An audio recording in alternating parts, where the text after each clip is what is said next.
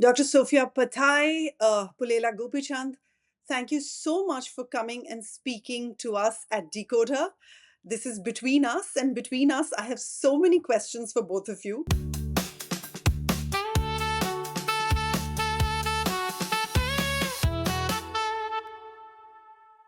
The first, of course, being that this very interesting book called The Longevity Code. How did it come about, and what made a doctor and India's, I think, most well-known coach and incredible badminton player come together to write it? Well, Monica, firstly, let me say on behalf of both of us, thank you so much for the invitation to speak with you today about our passion, which is longevity and healthy longevity for all. It's a great question, right? You would think of a doctor and a coach coming together to write a book. But let me just set the scene. I mean, we are all living longer. It's the first time in many generations that we're actually living a longer life. So we've really nailed what I call lifespan, right? The number of years we're living longer. But we have not nailed it on health span. So health span are the number of years where you're living with good health. And that's a problem. In fact, I would see that as a crisis, right? So we're living longer, but not necessarily more healthy.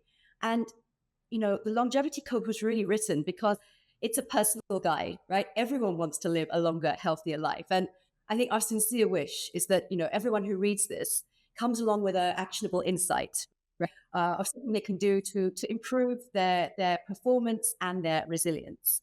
At the same time, this is not just a personal issue. This is a cultural issue. This is a societal issue. It's an economic issue. I mean, let's face it, not just in India, but in the world, people are having chronic diseases like diabetes or blood pressure at a much earlier age. Burnout is happening across the workplace and in life much earlier. And frailty, this concept of being, older but weak, is happening at a much earlier age. And I find this, quite frankly, distressing. And, the paradox is that in terms of biology and the biology of aging, this is the time in society, in the world, when we know more than we've ever done. So, to come back to the doctor perspective, I'm a physician scientist, so I'm a MBBS, and I also hold a PhD specifically in the biology of aging. And I've spent years thinking about how cells age, how mitochondria, the energy reserves in our body, build and why they don't, about inflammation and the immune system. So we really know a lot. And what I've realized is that biology certainly helps you to understand a risk about aging and how we age. At the same time, it is actually systems and behavior that determine the outcome. And so when I think about outcomes, I think about building performance and resilience. And this is where a collaboration with a coach like Gopichand makes it very synergistic, right? Because performance and resilience align very well with longevity because the principles are the same, right? Having a good, positive mindset, thinking about how to be the best version of yourself, discipline, recovery. And I think Gopichand, above everybody else, exemplifies that. So the collaboration became very synergistic.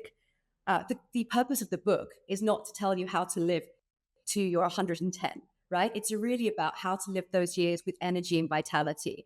And I think Gopi can explain well, far better than me, in fact, and that's why he's a co-author, about how these principles. So how I take the why of the biology and what's happening, and he really transforms that into the how. So, Gopi, how do we do it? Tell us about the Sure. how. See, for me, I think what Sophia has said is precisely the reason why, when she said she wants to write the book, I said, forget my input, but at least it's good that your input comes out to the world, because that was important. For me, I've feel cheated in the last few years because we've not been told the right things, and we've over time done things very wrongly and come back to us. And as a culture, probably we were much more advanced in knowing these things about health, and we were driven by a Western world and science, which actually took us for a complete ride. I was at the receiving end. We didn't know, believed a doctor's advice on nutrition for a long time, ate bread and cornflakes and orange juice for breakfast, and believed that that was good, margarine and vegetable oils being good. And today, you know that I don't think they know what they were saying. So for me, I had a lot more challenges. And for me, I think it starts off with doing simple things well, habits which are very important, not just for sports persons, but outside for everybody else in real life. Whether it's your physical activity, whether it's your diet, whether it's actually doing these things over prolonged periods of time, or when you decide to do something and you don't do it, actually to come back on track immediately and start to try again. I think these are basic fundamentals which I have thought have been useful. And today, more than ever, I think that there is a need for all of this. Um, Probably I just answer, maybe take a few more seconds to answer this. Sure. For me, today, I think in our country, we're not talking the most important things. We would want India which is Viksit Bharat. But really, our kids healthy. Our kids are growing up with flat feet, knock knees, back pains, heart diseases, and obesities. At 8, 10, 12 years, we are seeing these problems. We are actually seeing physical abilities go down. We have young people having heart disease at night. How can actually go out to be a healthy and a great nation if we actually have our health with, and we don't exercise enough physical literacy and build the vocabulary? Things are not existent. Our elders are not, our 20s and 40-year-olds are not building enough strength or muscle. Our teenagers are not enough. They're not lifting weights enough. They're not building enough. And I think these are scary things for the future. So for me, I think these are things which need to be addressed. And when Sophia, who's an expert in this department, said for whatever reason that it'll be nice that you should and we should co-author, I was very happy. But yeah, she's the expert and know how the problem is. It is much larger, much deeper, and for an India which is aspiring, which is young, I think we need health more than anything, and it's not happening, and we are not talking enough about it. So, here is my question. As I was going through your book, and it's very interesting, I have to say, because there are a variety of things that both of you refer to. But uh, uh, my son is 24 years old and he's a lawyer and he works about, 12 to 14 hours a day. And this was his question because he went through the book as well. And he's extremely health conscious. And, he comes back and he tries to cycle. And he said, Mother, all of this is well, but in my 14-hour day, how do I figure out, just getting in the steps or, eating right? Because he said very often I'm just going court to court and sort of I'll just grab a sandwich, all of that. You have given examples of people in their daily lives and how they just manage without the term exercise. And I wanted both of you to speak a little about that. I'll tackle this first. And firstly, I'm glad that your son found this book, a good read, and you too. He's absolutely right, because where do you find the time to put these principles into place? And this is what I reflect back on my career as a busy junior doctor. I was working on the wards 24/7, it felt like. So how could I embed those principles? And I wish at some level I had had the chance to read when I was younger. So let me break it into maybe two broad areas. Firstly, I think you alluded to what we call these code creators, these vignettes where we look at real life Indians and the challenges that they may face, such as your son, a 20-year-old lawyer. I think we have an example of a 23-year-old, social media person in a big corporation and how she managed the time. So I think firstly, the first is awareness, right? Knowing that there are things that you could be doing to embed now for the future as well, for a longer, healthier life. So the first thing is that mindset is there. Second is how do you make these actions happen? And it's really looking at the day and thinking about where can I have either purpose from a mindset perspective? Is it taking away maybe 3 or 5 minutes in the morning and the evening to ground and to prepare for the day ahead, and maybe do something like box breathing to help think about the day and the challenge it might pose. To be honest, I didn't even do this before, but I found even now it really helps me to set my day now, and at the end of the day to reflect what I've achieved and what needs to be done. From the movement perspective, I would say that we touch on the perspective of NEAT, non-exercise active thermogenesis, and that's basically all the moving around you're doing without actually calling it exercise. And we talk about this in the book, where there are a few adjustments we can make. So I remember when I was at the university writing up my PhD, my office was on the third floor. So I would take the stairs, right, not the lift, each time. And every time I went down for a coffee, it meant I had to walk up the stairs every time. Or even a desk. Some of us can get desks where you don't have to be sitting all the time, right? So a standing desk. And even things, walking the talk, right? Just making sure that you're going with a colleague and actually having that time together where you're moving. So these are small things, but remember, it's about the kind of consistency and the compounding effect. So I do believe, yes, when you're a busy part of your early career, it's really hard to put these principles fully and embed them, such as we might do when we're in our 50s or 60s. But it's really about building those foundational principles. The second part, I think, which is a bigger question we have to ask ourselves, and which you pointed to, Manika, is how does the system and infrastructure allow us to live a good, healthy life, right?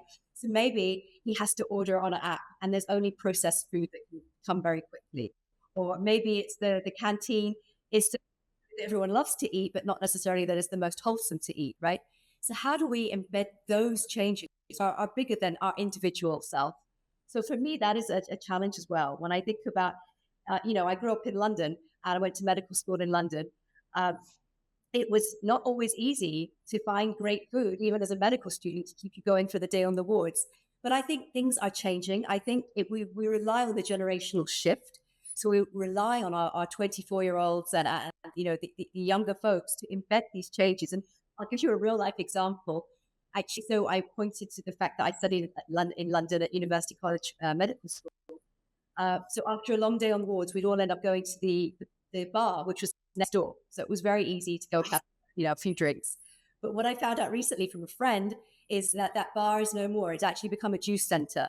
So now you can get matcha and juice. So I think it does show that it's a combination of the individual making these compounding habits, but also individuals and community demanding that society and structure helps us to build these habits for a longer, healthy life.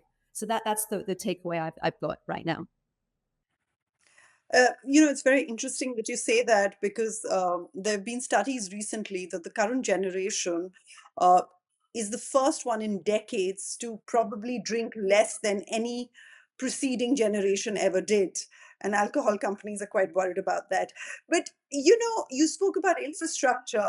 London as a city is, for instance, made for walking, as a lot of European cities or Western cities are. In India, there is that problem. Whether you talk about air pollution in Delhi or the fact that our cities are not really walkable.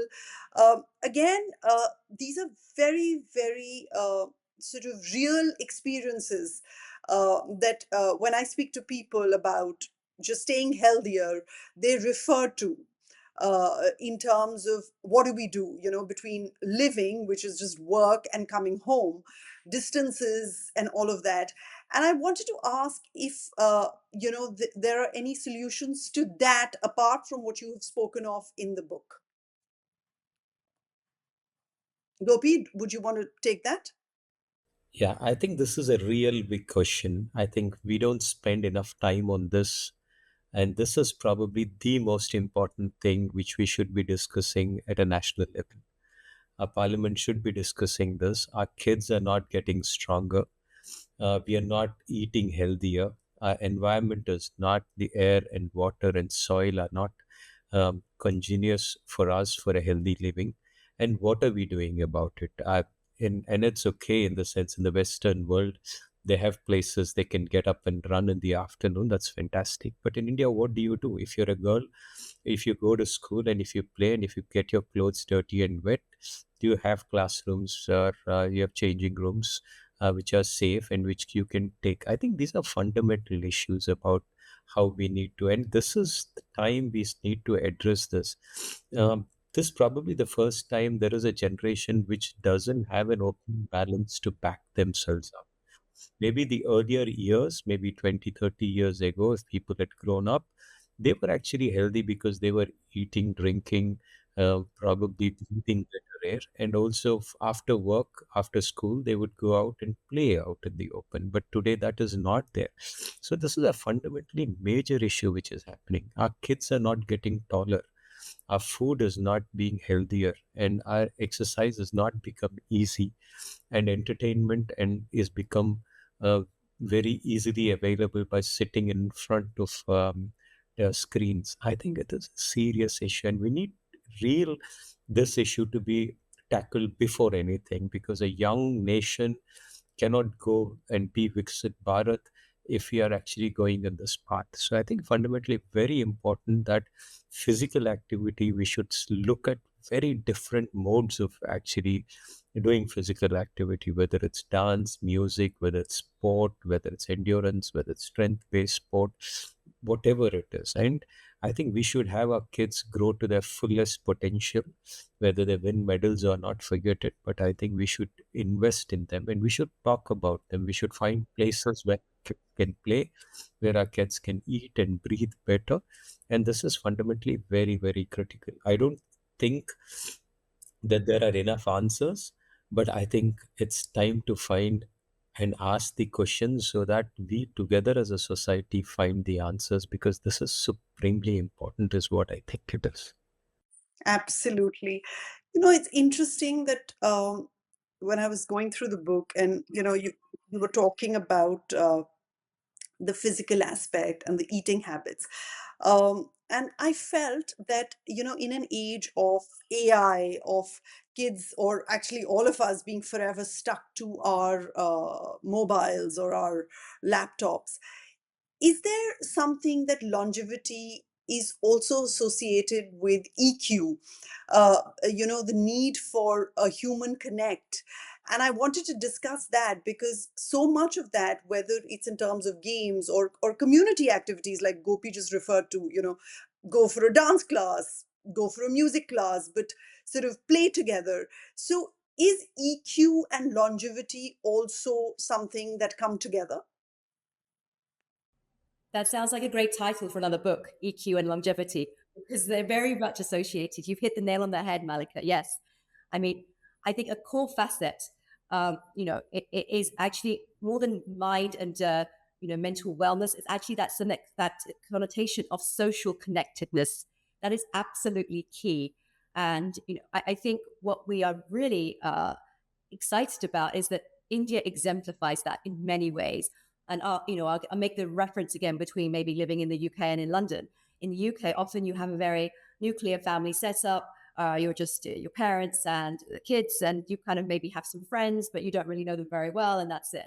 Whenever I'm in Mumbai, the moment I'm arriving, I am of course meet my family members, but then there's 20 other people I see in the building, and everyone knows each other, and they meet up in the evening. So there's that level of social connectedness and cohesiveness.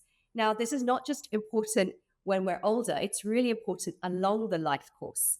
But an example of why it's important is that you're making this investment from a biological perspective as well, because we know that, for example, cognition, the ability to have a really healthy brain to do your work, your lawyer son and others really applying their intellect, is really important, and it's connected to the level of social cohesion they have.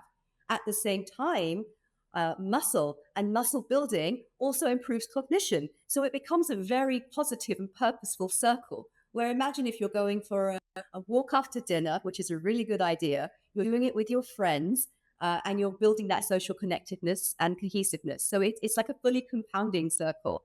So this is so important. But the reason I think it's important, not just for our elders to do, it gives them something to do, it's actually embedding habits which become very important. And I'll give you another sort of very good example of this. There's a group we mentioned in the book called the Super Agers.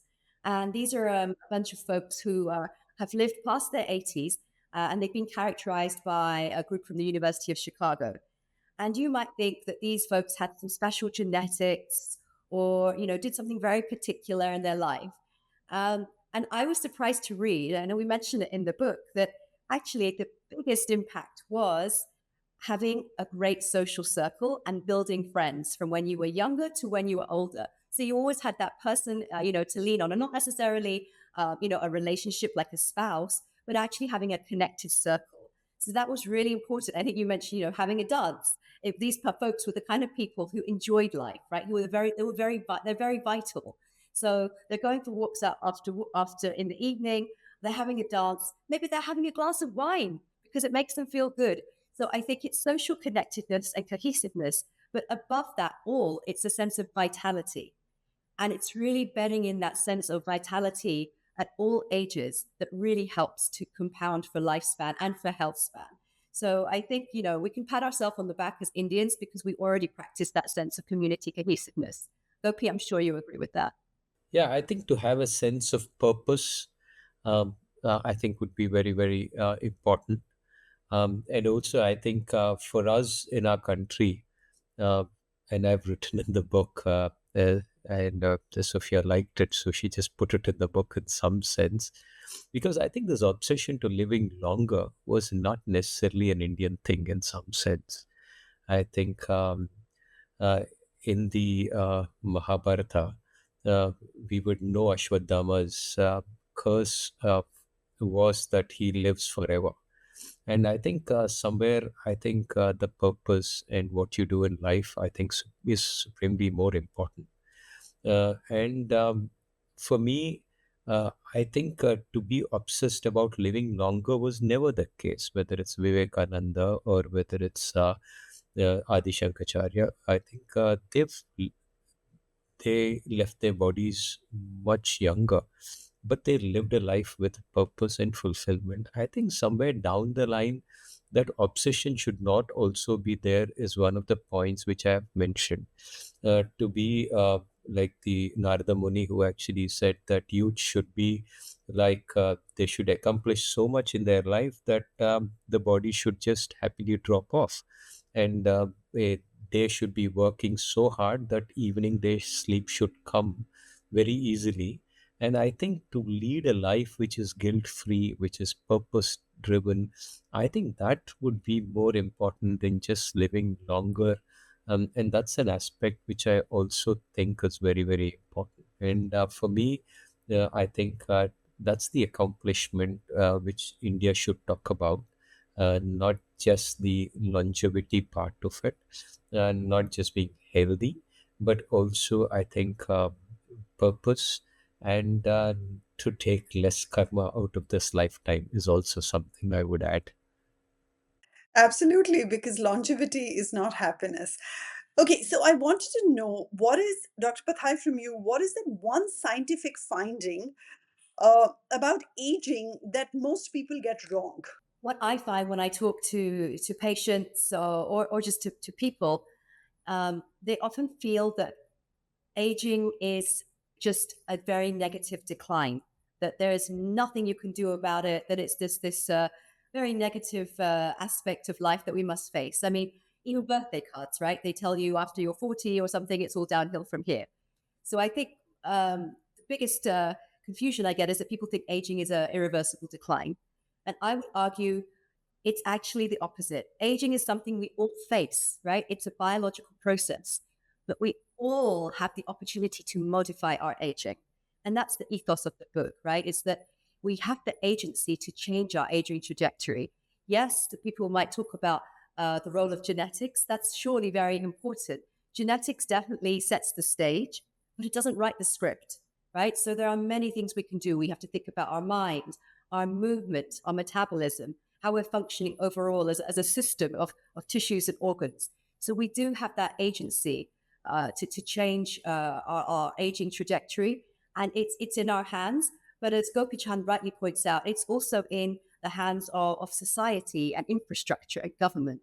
So I think we're at this really powerful time, in our lives, right, where we're seeing this intersection now of technology meeting biology, meeting AI, and society yearning, right, to live longer but also healthier. So we all have the agency to take control of our aging trajectory. You know, on the point of taking control, as we come to the end of this, I wanted to ask Gopi first, you, and then Dr. Pathai. Uh, Food, and you speak a lot about what is healthy, and at different ages, is so associated with happiness, not just in our country but all over the world.